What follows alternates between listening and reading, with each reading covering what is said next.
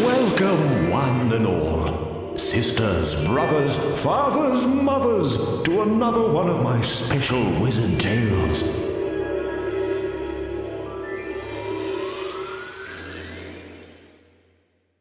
The Hunchback of Notre Dame.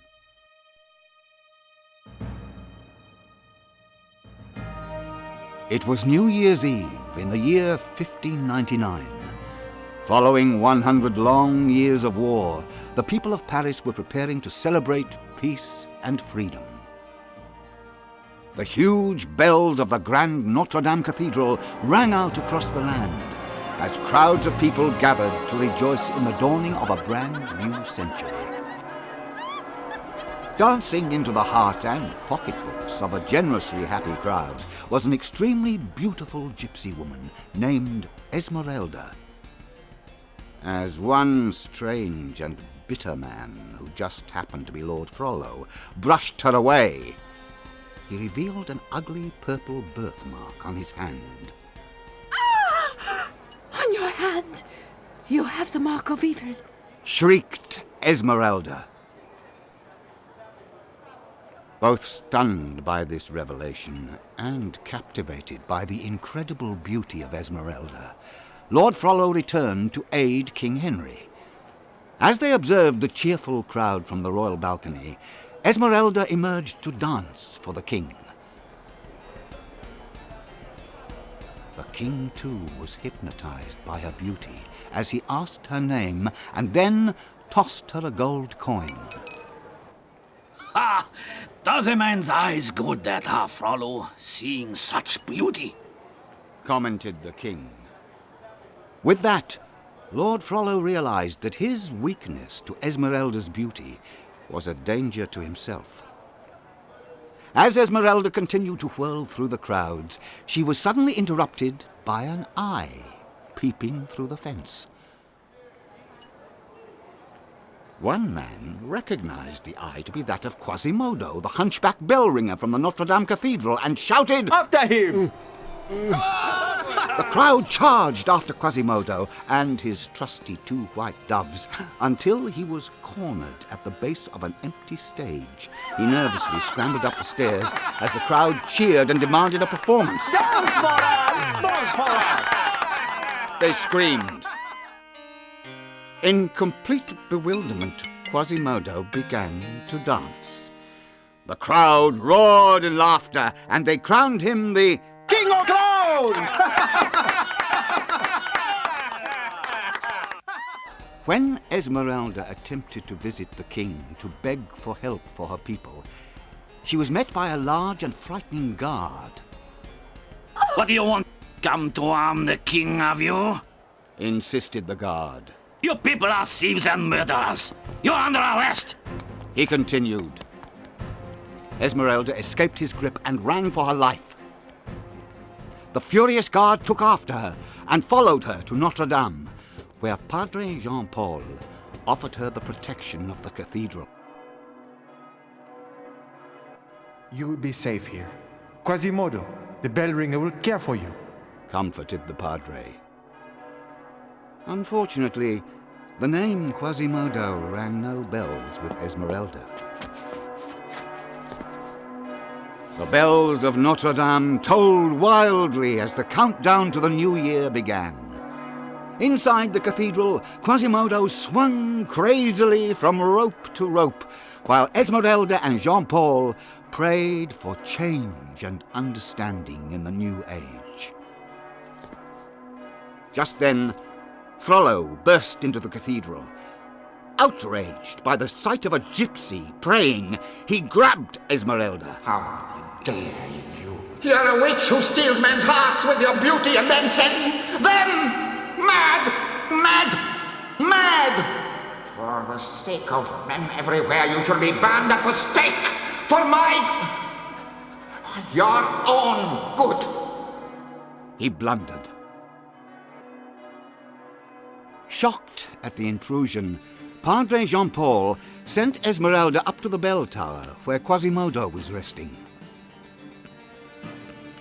Not expecting the sight of Quasimodo, Esmeralda screamed and ran back down the stairs. Quasimodo stumbled after her. When he finally caught her, Esmeralda did not realize that he meant no harm and screamed loudly as he lifted her off the ground. Oh, let me go. Put her down, you oaf! Yelled a mounted guard upon hearing Esmeralda's screams. Are you hurt? Asked the guard as he dismounted. My name is Phoebus. He continued as he too became mesmerized by her beauty. I remain your servant should you ever require my assistance in the future. Esmeralda was deeply affected as she thought, Phoebus, is this the name of the man I will truly love?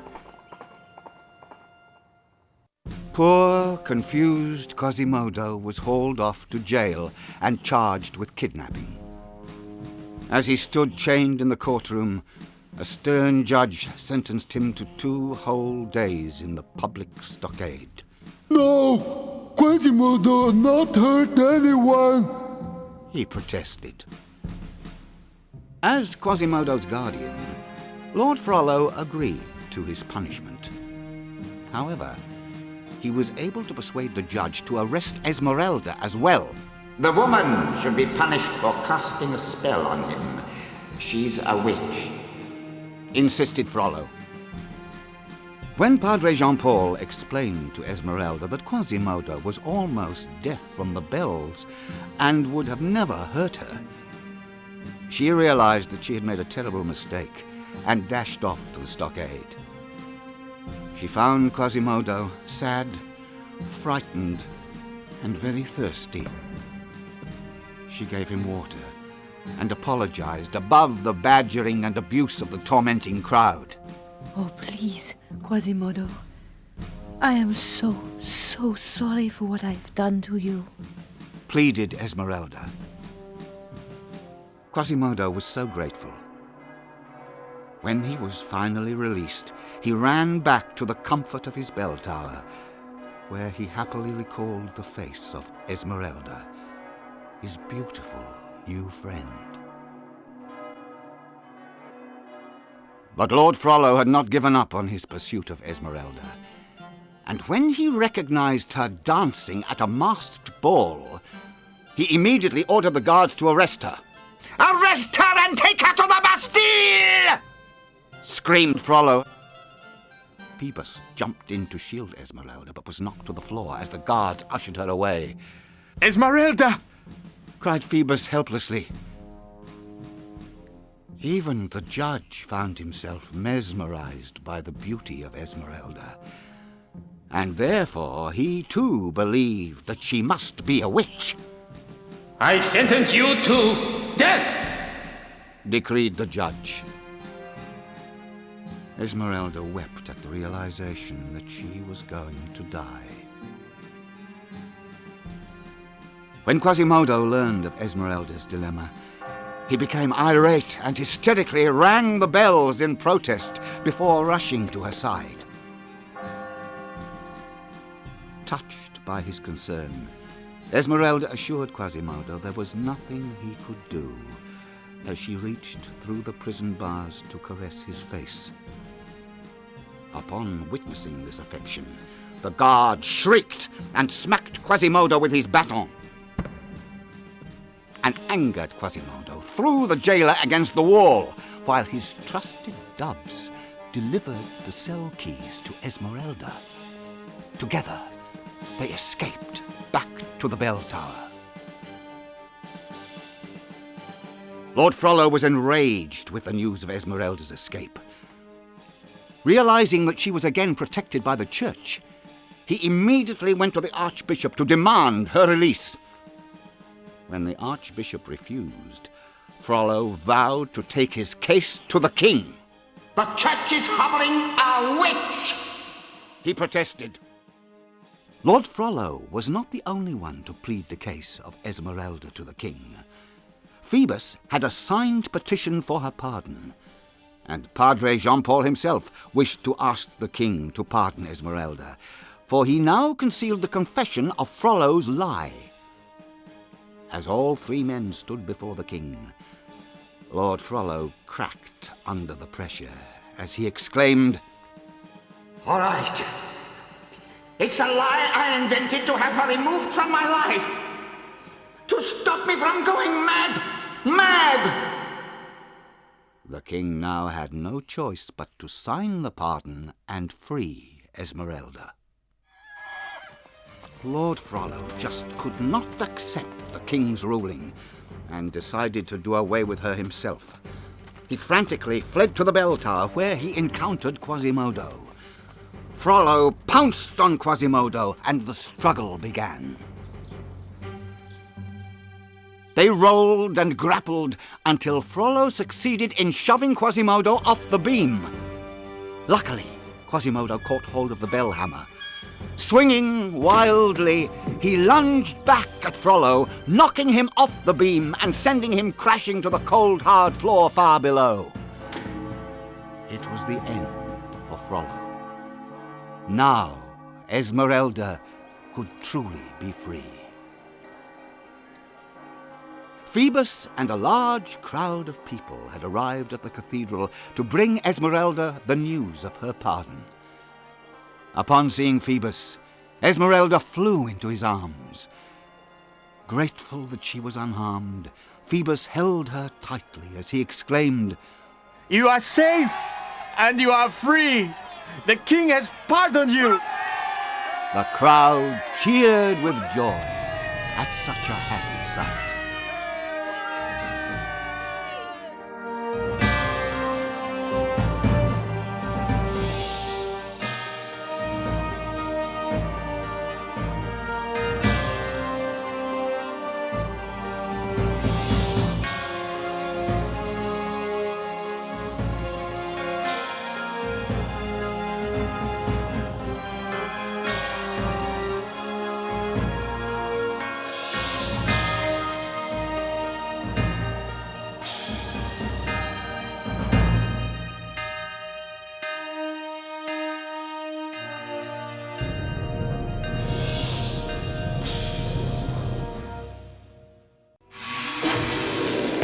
Thus another fine wizard tale concludes.